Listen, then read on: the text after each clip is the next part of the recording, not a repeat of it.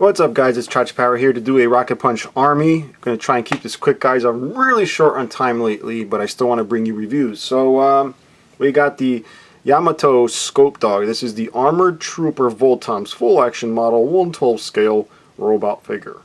Again, this is from Yamato, and the reason I'm so freaking zoomed in is because I'm actually not really zoomed in. It is just gigantic. I can't even see the flap hits my camera. How silly is that? But let's move the camera back so you can see the robot here. Ooh, look at that. It is big. Look at my hands. Look at my hands. Size comparison. My original R2-D2. First time making an appearance in my video. But you'll see it's gigantic, guys. So, not going to fool around too much. Maybe I'll show you the under flap here. That's what she said. And we're going to pull the robot out so you can see how ginormous this is and how cool it is. Alright, guys, so here it is out of the box. This is actually take 10 because this figure, you'll see at the end of the video. I'm going to put all the bloopers there. For those of you that cringe when you see expensive stuff fall, don't watch it.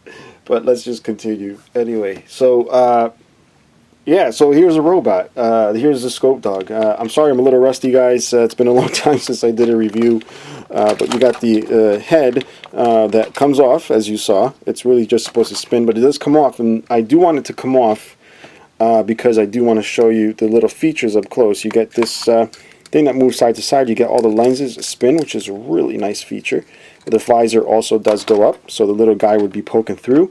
As a matter of fact, I'm going to grab a little Star Wars figure. And I lied. I didn't get a Star Wars figure. I got this guy. I don't think these are in scale.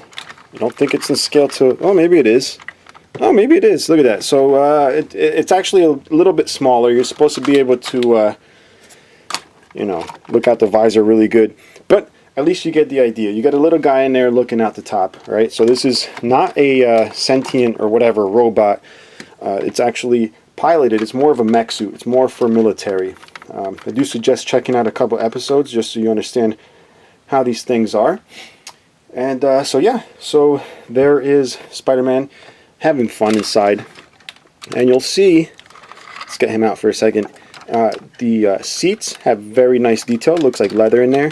You got blue going on in there with all the details. You got this that moves back and forth. If we pop this open, you can actually see the pedals, and the pedals do move. There's a way to get this off because I found out when it fell and almost broke that this does come off, but let's not try that. But the pedals do move. They're right in there. Actually, here you are. I took them off. You can see the pedals. Alright, so you want to be careful when you open this. You don't want to pull the pistons out. If you do, they just pop right back in. But you'll see the riveted detail right underneath the hatch there. I love the detail. These are not as detailed as the DMZs that Takara makes, which has weathering, a lot more paint apps. These are more for the presence of being so gigantic. As a matter of fact, let's see how big it is compared to a Voltron we have somewhere. Let's grab this guy here, put that behind him, so you'll see it's pretty big. We'll put the head back on. That's a regular size Matchbox. It's a Trendmasters, but it's the same height as the old diecast one, so you'll see it's pretty big. And now this is the part where I have to be careful because this is how I kept dropping it before and almost having a heart attack. But you get the arms right here, move up, very firm. Alright, everything is just panels and panels. Like panels come off like that. You see the underneath. So you want to be careful. Everything moves. A lot of pieces are hinged. Let's see. You got a waist. And with the waist, you do want to be careful. Do not be holding them up like I did, as you'll see in the bloopers, because it actually is keyed underneath. You'll see that. If you spin this a certain way while you have it off the ground, you will drop it and break it. Alright, now I dropped it a couple of times already and the plastics did not break, so that goes to show you that the plastics are good quality. The figure does have nice ratcheted elbows, you can hear that. And you got the wrist here, which is actually pretty cool the way the wrist moves, you'll see that. And then it does spin right here. Move down here, you got the hips. I have to be careful not to let the upper half swivel. You got the hips going on right here. I believe the hip socket things there are die cast, the ones that are coming out into the ball joint there. And you do have one ratchet of the knee. That's it, just one ratchet. And you have the ankles, which are pretty darn articulated, if you check that out, for something so blocky and complicated. And then you have the toe that moves up and down. Now, I don't expect many of you to be very familiar with this robot. Let's move that so I don't end up dropping it. But yeah, I don't expect you to be too familiar with this, but in the show, it is able to skate on these wheels. So these wheels aren't actually for the toy itself. It's actually meant to go on the reel. If it was real, these things could skate along the ground. And I believe the spike here is used as a brake. So like when they need to brake, the spike just comes right out. And I like the fact that they included it right on the toy. So you got that spike detail. And yeah, again, like I said, there's a lot of flaps on this, a lot of armored plates. And you'll see this leg keeps wanting to do this. And that's because there's a crouch down mode.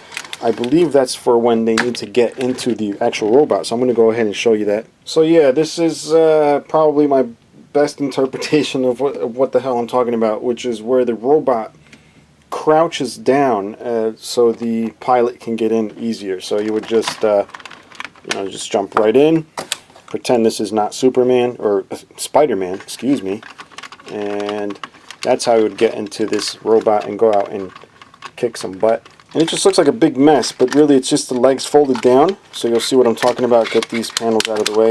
See that ratchets up and forms a leg again. So we pop this off. Look at that.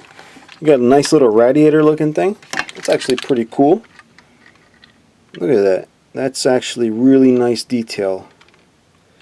So even though you're missing the weathering, you do get some nice detail under the panelings, and I like the fact that you can actually see it right through this grill here, which is a really nice touch. Check that out. Check that out. And you don't only get that detail on the outside of the leg, you also get it on the inside.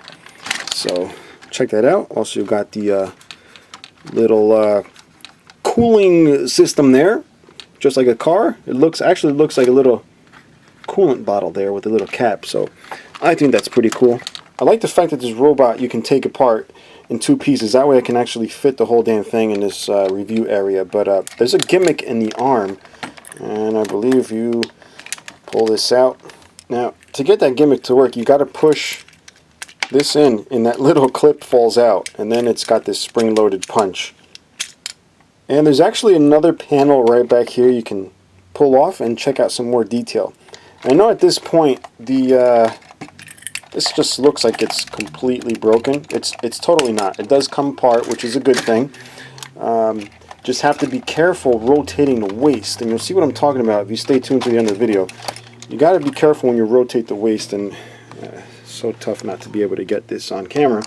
But yeah, as long as you're careful, even though I didn't break it dropping it, just still be careful. It is a big gigantic piece. Now, even though I'll probably never display this guy with this gun, I did want to show you because it's humongous. It's almost like I can use it if it was real. But yeah, it comes with this gigantic gun.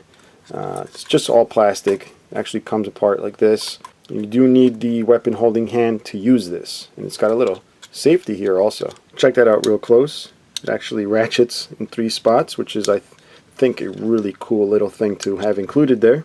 But yeah, I don't know what else I can show you guys. This is just the other pieces that just attach, and I'm sure are going to be a pain in the butt. And for those of you SCOPEDOG fans watching this, I apologize for this being a total disaster. Just stay tuned to the other review. You'll see what I'm talking about. But if you guys have any questions or comments, please leave them below. Until next time, bye-bye. I like the fact that this... if the visor goes up, then you'd be able to look out and be like, hey! So, aside from that, this slides up. I just want to be careful because, well, this goes up, then, yeah, it's supposed to slide up. Don't know what's going on, guys. Don't want to force it. There we go. Whoops. I broke it. I broke it. Well, I don't think I broke it, but I took it out of the piston here. And then you got the ratcheted elbows. The elbows ratchet really nice. Somehow I think this is going to end up turning into a nightmare, guys. And the legs have okay movement. Now let's see what else. And remember, this thing's huge and heavy, so let's see. Who thinks this video is jinxed? Who thinks this review is jinxed? I think it is.